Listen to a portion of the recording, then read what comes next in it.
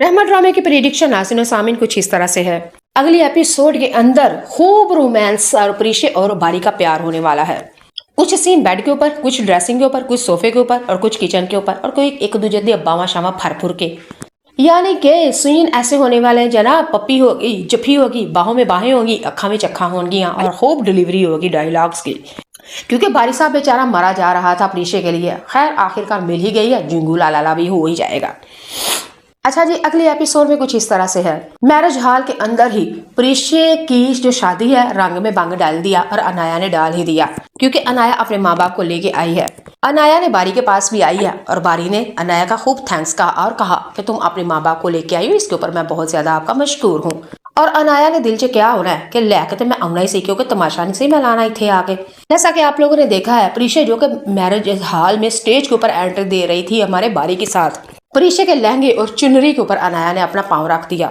यही सिर्फ पाँव के नीचे दुपट्टा नहीं, कहने का मकसद है कि अनाया प्रीशे के ऊपर इस तरह राज करेगी, यानी उसका सिर होगा और अनाया की जुत्ती होगी। मैरिज हॉल के अंदर से ही पहले ही नंबर चाल खेल लिया हमारी अनाया ने। चले जी, वो अगले एपिसोड में आप लोग देखेंगे। बारी और प्रीशे शादी वाले दिन सुहाग रात में कमरे में बैठे होते हैं, खूब एक दूसरे से रोमांस वाली बातें कर रहे होते हैं। बारी ने पहले प्रीशे की बहुत ज्यादा तारीफें करेगा और प्रीशे फिर आगे से यही कहेगी कि अल्लाह ताला हमारी नज़र और जोरी को नजर ना लगाए, हमारी जिंदगी को खुशबाश रखे और इतनी खुशियां रखे कि हमारे रिश्ते में इतना प्यार हो। यानी वो जो नया जोड़ा होता है फिर एक दूसरे के लिए यही दुआएं करता है कि हमें नजर ना लगे और हमारी सारी जिंदगी ऐसे ही गुजरे प्यार मोहब्बत से।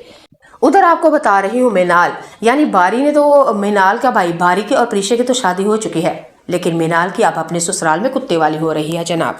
क्योंकि मिनाल का जो शोहर है राहील, वो अपनी बहन की वजह से बहुत ही ज्यादा परेशान है। मिनाल की जो नंद है अनाया, वो राहील को बार बार कहेगी कि तुम अपनी बीवी को यानी मेरी भाभी को घर से निकालो, और जब मेरी मिनाल अपने मेके जाएगी तो बारी अपनी बहन को देख के परेशान होगा और यूं बारी मेरे साथ शादी करेगा। मिनाल का शोहर राहील मिनाल को बहुत ज्यादा तंग करेगा।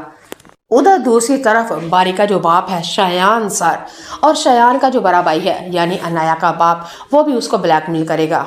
बारी और प्रीशे की शादी तो हो ही जाएगी, लेकिन मिनाल और शायान सर ये तो बहुत ही ज्यादा इनको परेशान किया जाएगा। उधर दूसरी तरफ रोमैसा यानी कि प्रीशे का जो सौतेला भाई है, रोमैसा का बेटा काशिफ, वो 2 नंबरियों में काम कर चुका है, चोरियां चकारियां करनी है उसकी आदत हो चुकी है और जेल के पीछे चला जाएगा, यानी कि 10 साल की सजा भी होगी और बारी जुर्माना भी। आलम साहब को जब पता चलेगा तो आलम साहब भी रोमैसा से खूब क्लास लेंगे और यहाँ तक कह देंगे कि तुमने अपने बेटे की तरबियत ही ऐसी की है।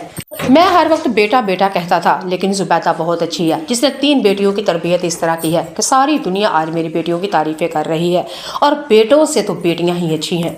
मैं गलती पे था, नेक औलाद अगर बेटियां हो तो वो बेटों से अच्छी होती हैं। आलम साहब ने जब रोमैसा से कहा तो रोमैसा का तो डूब मरने का मकाम था। रोमैसा ने भी फिर आलम साहब की वो कुत्तिया छुई ला तो तोई की थी, आलम की भी नस्लें याद करेंगे, क्योंकि जनाब वो थी रोमैसा, और रोमैसा के मुंह के अंदर तो 9 मीटर लंबी जुबान है, भले उसकी जुबान को कौन काटे, क्योंकि वो रोमैसा है यानी कि शैतान की नानी।